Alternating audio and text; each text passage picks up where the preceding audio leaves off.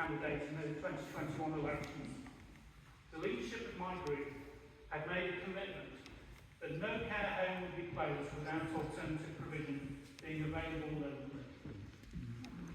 I thought we broke that promise when we closed Roy House in New York, and that's why I spoke out at the time. The promise seemed straightforward and robust, but after a successful election, it dissolved into political wordplay. In hindsight, I came to believe the statements about local alternatives had been made to remove the care home threat as an electoral issue for Labour, and that we had always intended to close them. But no one told this to the new candidate from Chapel, who'd worked in one of those homes and who had proudly boasted about it in his electoral address. So let me be clear. If I had been told the truth, that this Conservative Council would be closing Whitestones and Ecclesfold, then I would not have stood as a candidate, and I would not have voted Conservative at that election. My neighbours know how I feel about this issue, and they expect me to stand up today and tell Barry Lewis, Natalie Boyd, and the rest of the Cabinet that they are wrong. Councillor Spencer, when preparing the budget cuts earlier this year, asked several times for suggestions from us local bank mentions. We are the party which is prepared to take the tough decisions as become the mantra. What he didn't mention at the time was that the axe was going to fall on the most elderly and vulnerable in our towns. The reaction from my neighbours has been predictable. Not only anger, but also lists of the County Council's previous poor spending decisions. Chris Jackson, who runs Chapel Bowling Club, wrote, with what has been spent on the unused Chesterfield cycle route, Fairfield roundabout to nowhere, and goodness knows what else, other harebrained schemes, we could have kept these homes open. Christine Jones complained, of course, about the millions found into an empty hotel in Buxton, benefiting no one apart from the shareholders of Ensana. She says, now us common folk are paying the price. And Ruth Timberley, who previously managed both Ecclesfold and Whitestones when she worked at DCC, is absolutely devastated for her news. She was part of an outstanding service that provided for older people in Derbyshire, and now is constant cuts. People of Derbyshire deserve better, she says. My party's leadership has previously tried to assuage Conservative councillors' complaints about closures in their areas.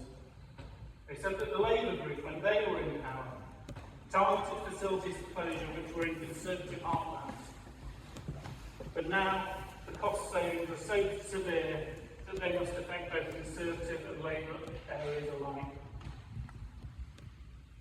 Unfortunately, what was meant to be a reassuring statement gave me profound anxiety.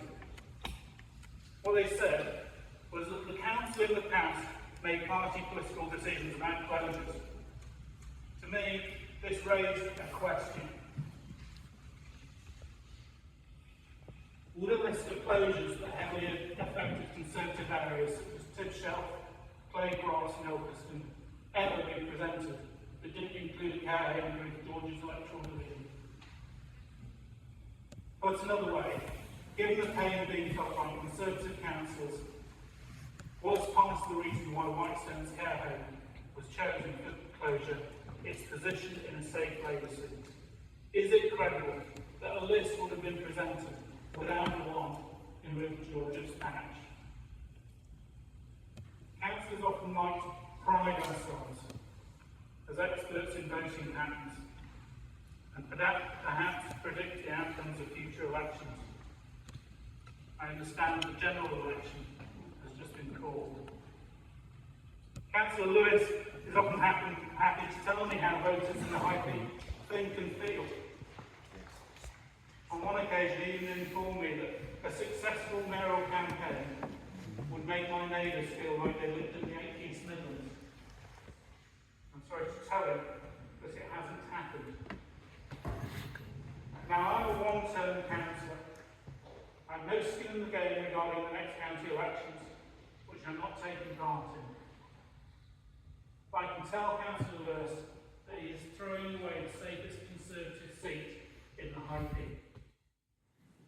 The people who are angry about this are not just those who will never vote for a Tory candidate, but the people in the middle, who I've spent years trying to convince, with people like Kath Seisman and more recently Rob Bargan, that Conservatives care about their towns and villages, and that we're not the nasty party of the past. I know next year's elections will be difficult for us, but these closures seem like self-harm.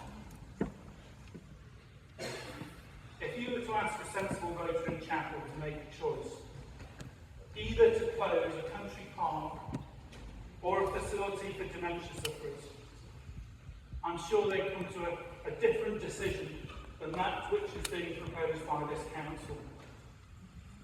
If you were to ask a more difficult question, to close an outward bound centre, or even to close libraries, I'm pretty sure that rational people, after some thought, would decide to protect the vulnerable.